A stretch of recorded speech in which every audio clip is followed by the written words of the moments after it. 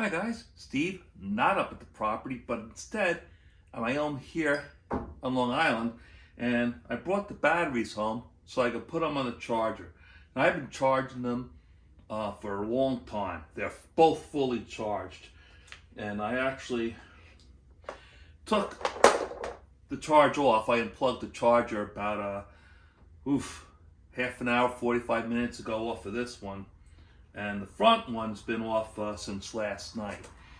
So the reason why you test them like half an hour from when you charge them is you have to let the surface charge dissipate. Apparently it'll linger in the battery for like 30 minutes to 45 minutes, and when you test it, it's going to read higher than it really is. So got my a new load tester from Harbor Freight. I'll put the link in the description. And time to see what these batteries are any good.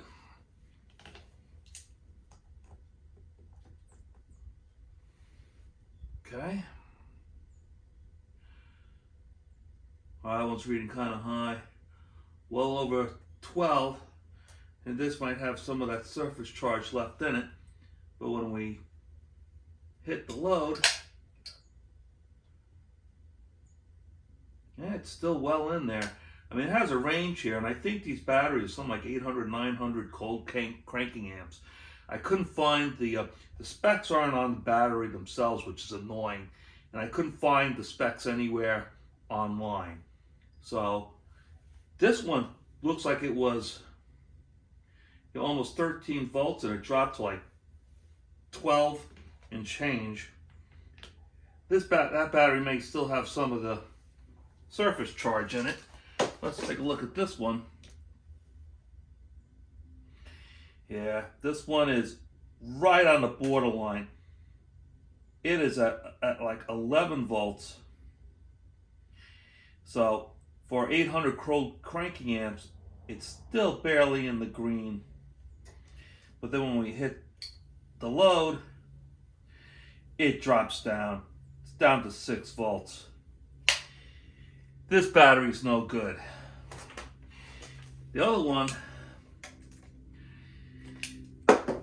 this one was reading good, but I think it has some surface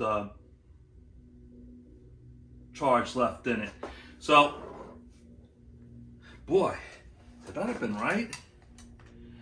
Maybe we fried this battery with the welder. Yeah. Through my research, I read that if one is bad, replace both. So, better safe than sorry. We'll replace both batteries. Looks like these two are not good. Okay, guys. Duralast Gold. This is the battery, the 27F DLG, 710 cold cranking amps. Something less. This is at 0 degrees. 165 reserve capacity. Now, you can see there's plenty of room. There's a little metal divider on the bottom of the battery case. You got maybe like 3/4 of an inch between this battery and that little metal divider. So you don't have to get a BCI Group 5D battery like the manual says. You just want to make sure you have the cold cranking clamps and the reserve capacity, and you got to make sure that the batteries can actually fit. This is out of the manual. BCI Group is the physical size of the battery. You can look up the measurements online. I got a BCI Group 27F, and it fit just fine, as you can see in the video. The new batteries have 885 cold cranking amps at 0 degrees and 710 cold cranking amps at negative 20 degrees. This is much more than the 570 and 450 the manual calls for. The new batteries only have 165 minutes of reserve capacity, but I have two batteries in parallel, which means you double the 165 to get 330 minutes. This is much more than the 180 minutes the manual calls for. Reserve capacity is how many minutes you can get power from your battery at 25 amps before your voltage drops to 10.5 volts. See description for links to the BCI group physical dimensions. Little tip, put this battery in first, slide it in, and you can drop this one straight down. Makes it way easier. I have the previous owner did something good. The metal box goes on top of this, and just to be sure that it doesn't short out the top of the batteries, he made this little rubber piece so that when you put the cover back on,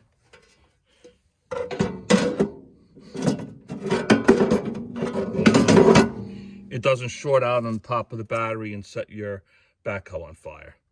Okay, let's get it hooked up. All right, guys, make sure when you put in your batteries that you have clean terminals and clean posts. I have this little battery post cleaner I've had probably like 20 years. For the cables, and this side for the battery post. Just make them nice and shiny.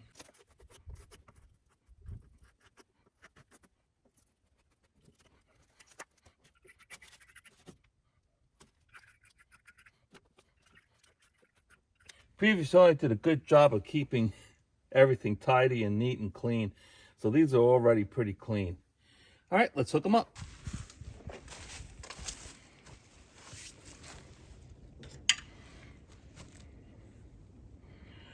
Okay. This is the wiring. This small black wire is the ground, and it goes to this terminal. This is the tachometer control. That's the plug, and it goes right back here. This is the excite wire. Oh, well, son of a gun.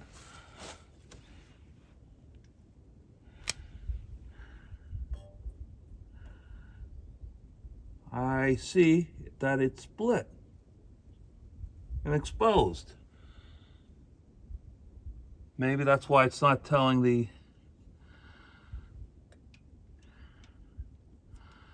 the alternator to turn off and turn on.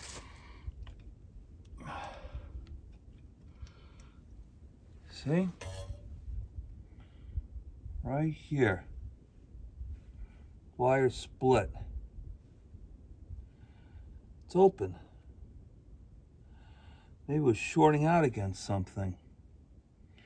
Well, that's probably going to be the first thing we're going to try, but that goes on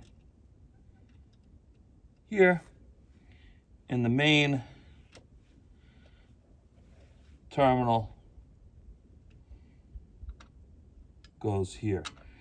It would seem odd because that wire was like that. I don't know if it needs to be fixed regardless, but in the meantime, let's connect these up and see what happens. All right, guys, alternator's hooked up, batteries installed. All I gotta do is hit the battery switch, fire it up, which I'm assuming it'll fire right up. Then we just have to see if it's charging. We did discover the excite wire right towards the end had some wire exposed. Maybe it was grounding out. I don't know, but it's not touching anything. So it shouldn't be grounding out. And it looks like it had been that way for a while. It's not like that happened when the guy was welding on it. I mean, that's the only thing that happened. The thing started and charged fine. Then he welded on it and it wouldn't charge. So, I don't know. We'll find out. Let's start her up.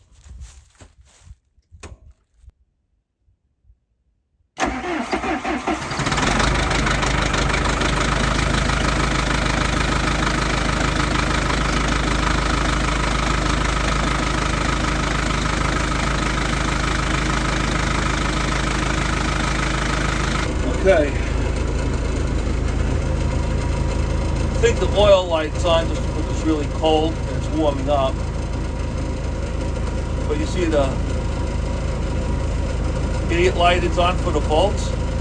Engine air filter light, that was never on before. And the tachometer isn't working.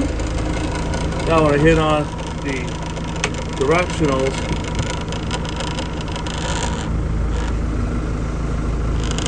can't really tell.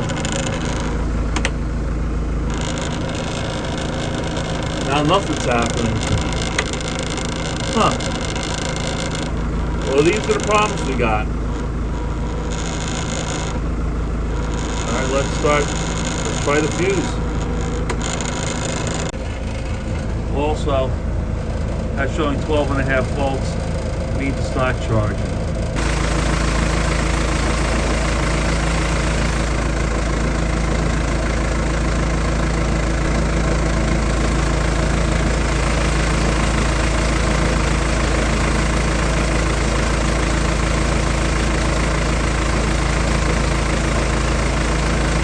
Okay, good news.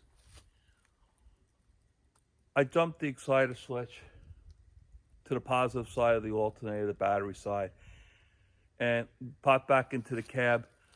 Idiot lights go off. The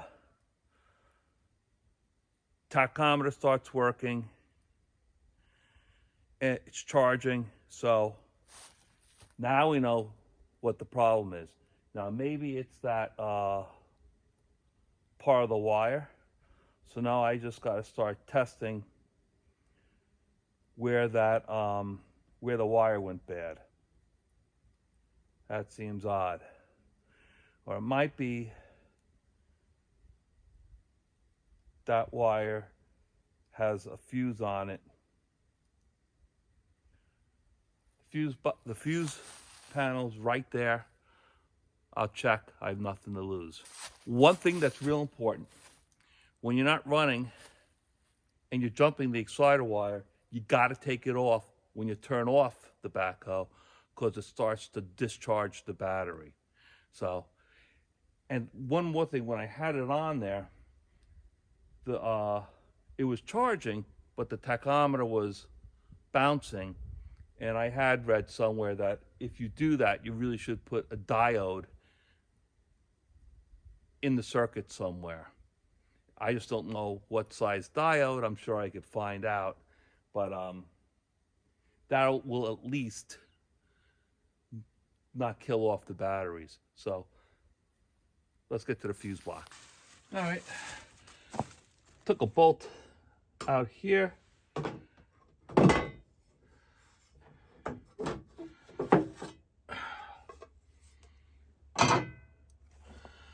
Okay. Let me get the diagram. I can't read this. Okay, I've got my diagram right out of the manual I printed out, that one page.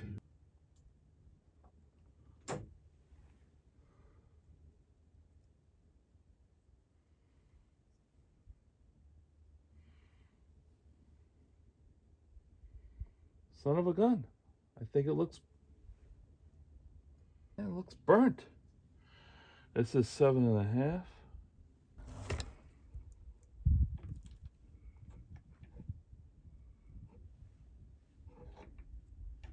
This stupid little fuse.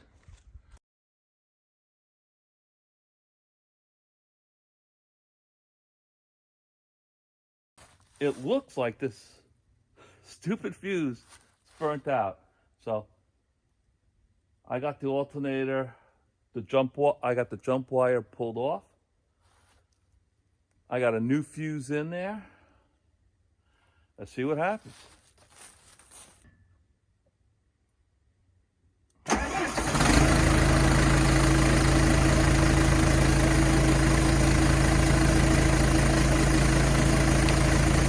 Everything works just like it's supposed to. That's fantastic. A stupid little fuse. Lessons learned. You know, I thought it was the alternator, thought it might be the batteries. Well, in fact, the backhoe always started, but I noticed that the batteries might have been a little off. I did have one bad battery. So, all in all, I wasted a lot of time back and forth. And I did have the alternator rebuilt when it probably didn't need to be rebuilt. And you would think that the first guys I brought the alternator to would have tested it first and said, Steve, your alternator's testing fine. But they got $135 out of it. That's slightly annoys me. But I had no idea there was an alternator fuse. So I learned a lot about the wiring. So I learned a lot about the machine. I learned a lot about the wiring. I will clean up that wire. I'll wrap it up. I don't have any electrical tape with me, but I will wrap that. I'll put a little shrink wrap on it and make sure that's safe.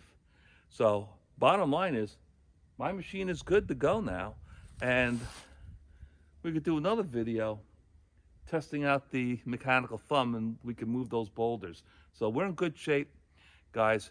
This has been one hell of an aggravating experience for me, but do your research, read the manuals, and figure it out. I mean, I didn't know about the alternator fuse till where did that paper go?